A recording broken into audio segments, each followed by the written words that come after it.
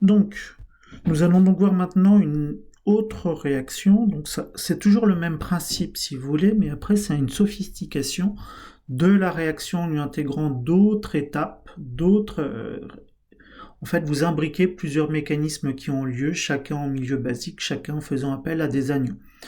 Celle-ci, pour être honnête, je pense que je pousse un peu fort, puisqu'elle est quand même relativement ardue. D'accord. Moi-même, honnêtement, quand j'ai été étudiant, j'ai ramé pour pouvoir trouver le vrai mécanisme. Donc, surtout si on vous demande de définir la stéréochimie de l'alcène à la fin, vous allez halluciner. Bon, on ne fera pas ça. Hein. Je devrais m'y relancer un jour, mais ça demande d'être en forme pour le trouver. Donc TBUOK a une base, vous allez déprotoner en alpha de cet ester-là, qui est symétrique, donc que ce soit l'un ou l'autre, c'est la même chose. Vous ne pouvez pas déprotoner sur le benzaldéhyde. Vous l'aurez compris, le benzaldéhyde n'est pas un composé carbonylé énolisable. On ne peut pas faire l'énol, donc on ne peut pas déprotoner ce composé. Énolisable, ça veut sous-entendre faire des énolates. Les énolates, c'est le carbanion en alpha de l'acétone qui existe sous forme mésomère avec l'énolate. Carbanion en alpha du cétone, forme mésomère, énolate. D'accord? Ceci existe sous la forme d'énolate. Donc, on fait tout cela, on déprotonne. Au début, vous allez voir, vous avez l'impression que c'est la même chose. Là où ça devient hard, c'est la fin. Donc vous faites le carbanion. Ok. Stabilisé par mésomérie. Ok. Qui va ensuite réagir avec le benzaldéhyde par addition électrophile. Ok. Vous faites un alcoolate nucléophile. Ok. Je veux dire que jusque-là, vous me dites, on voit pas trop la différence.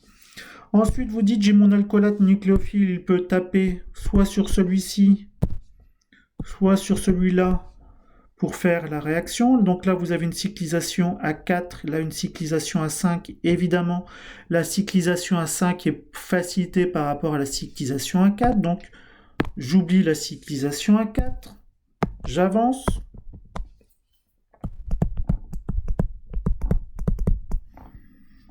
Donc ça attaque le carbone, la liaison pi se casse, excédent de charge sur l'oxygène, la liaison, le doublé non-ion se rabat, expulsant le groupement partant ET au moins. Ok, bon, on va déjà écrire ça,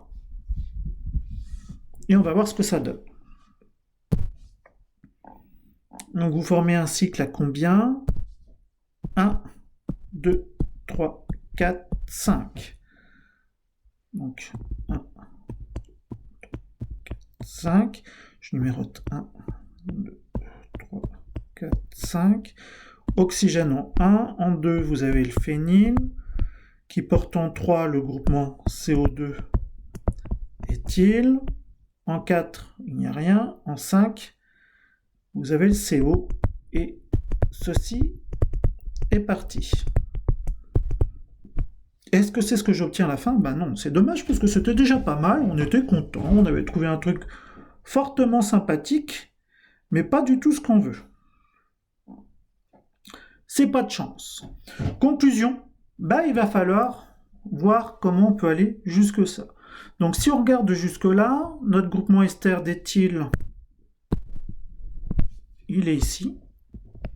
Il est bien en position phényl 1, 2, 3, 4. 1, 2, 3, 4. Ma chaîne CH2CO2 qui devient CO2H à la fin, elle est là. Ce qui suppose que je casse cette liaison-là pour créer une double liaison ici.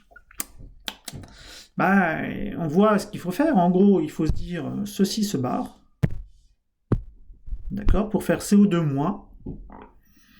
CO2- sera ensuite reprotoné pour faire CO2H. Mais si je fais ça, je fais un carbocation, et jusqu'à preuve du contraire, je suis dans le TD sur les carbanions. Donc ça ne va pas. Mais on voit qu'on va former la double liaison ici, donc si je veux faire le carbocation ici, il faut après que ce proton-là, donc imaginons je prends le carbocation ici, il faut que ce proton-là se rabatte et j'élimine H+. Alors là, on y vient. Si j'élimine H+, La base que je viens de sortir peut donc retaper sur ce proton-là, former un carbanion, lequel va se rabattre ensuite pour expulser ce groupement partant. Ça devient donc une réaction de déprotonation. Donc, j'avoue, oui, j'ai un peu exagéré. Je vous crois quelquefois meilleur que vous ne l'êtes. Pour une fois, ça change. Pour une fois que je ne dis pas que vous êtes totalement nul, totalement décevant. Donc, vous faites le carbanion en alpha d'un ester, ça se fait, lequel se rabat et expulse le groupement CO2- qui est un bon groupement partant. Ce faisant, vous formez un composé où la double liaison, d'accord, où la double liaison devient conjuguée avec le noyau aromatique et l'ester. Donc ceci, ça favorise quand même grandement cette transformation chimique. Et vous avez un groupement CO2- qui va ensuite se protoner. Donc oui, ça n'avait rien de simple. Est-ce que je proposerais ça le jour d'un examen? Honnêtement, non. Si vous le comprenez, on peut déjà s'estimer vachement content. Cas suivant. Vous avez deux réactions qui sont en parallèle. D'accord? C'est un peu comme tout à l'heure avec le 1 équivalent, 2 équivalents. L'un ne va pas sans l'autre. Il faut savoir expliquer l'un vis-à-vis de l'autre et voir en quoi vous avez eu des différences. Vous avez un organo-magnésien. Donc il n'y a pas de base ici. Vous ne faites pas de réaction de déprotonation. Donc vous avez un organo-magnésien qui pourrait potentiellement jouer le rôle de base, ça lui arrive, mais un équivalent dans les deux cas. Donc ça ne change pas grand-chose. Où est-ce que je retrouve ce méthyle? Eh bien ce méthyle, je le retrouve ici. Je le retrouve là. D'accord? Relié à un carbone qui portait l'oxygène. Donc typiquement, on comprend bien que mon méthyle va attaquer ici. Premièrement, il faut l'expliquer. Parce que globalement, dans cette molécule-là, j'ai deux groupements carbonyles.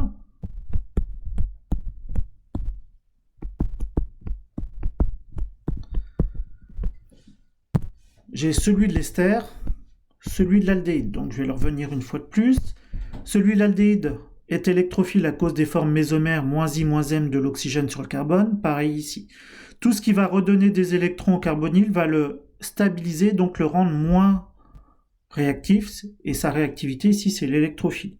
Donc quel est l'effet de l'hydrogène? Rien. Quel est l'effet du méthoxy à cause des effets plus M de l'oxygène? Il est donneur. Conclusion, l'ester est moins réactif que l'aldéhyde. Ça c'est la première chose à dire. Sinon vous n'écrivez rien. Donc CHO plus électrophile que CO2 méthyle.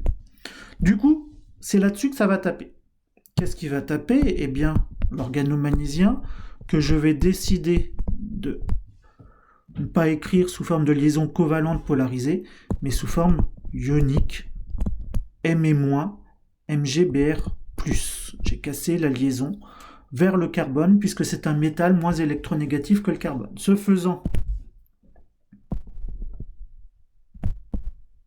ceci remonte, et vous obtenez quoi? Vous obtenez un alcoolate avec le méthyle ici et la fonction ester là. Est-ce qu'il peut se passer quelque chose ensuite? Est-ce que ceci peut se passer? Ça va être pas facile de construire un cycle par-dessus le noyau aromatique quand vous savez que le noyau aromatique est plan et que les substituants directement reliés au noyau aromatique sont dans le même plan. Ce qui veut dire que tout ça est dans le même plan. Et du coup, faire un pont par-dessus, ça va être très très très tendu. Donc non, on ne peut pas. Conclusion, ensuite, quand on hydrolyse, eh bien vous obtenez l'alcool.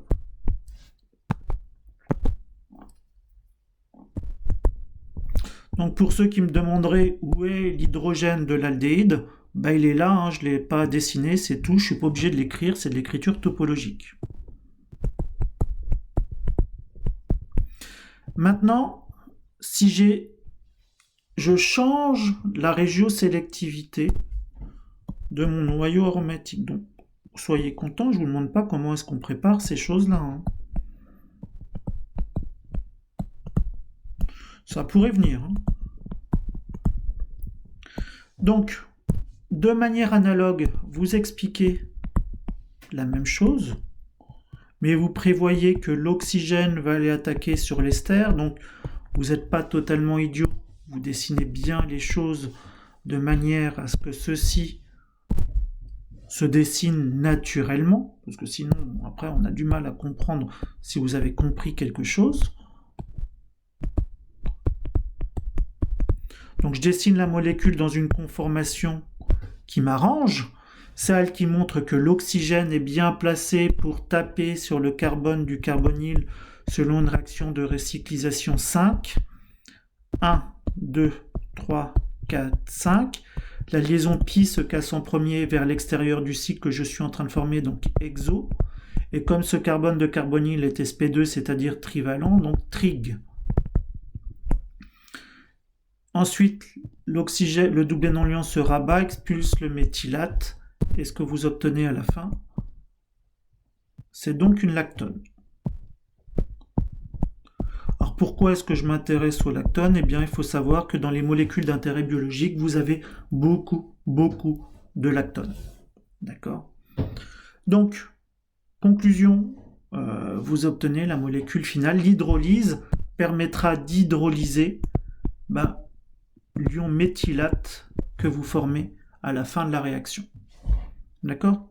Donc ça, par contre, je trouve que c'est intéressant. Vous devez expliquer en priorité pourquoi l'aldéhyde réagit plus vite que l'ester, sinon vous n'aurez pas tous les points.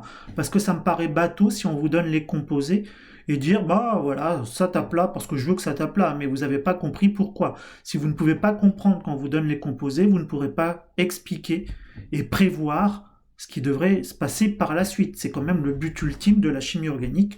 On vous donne des composés et vous devez prévoir leur réactivité.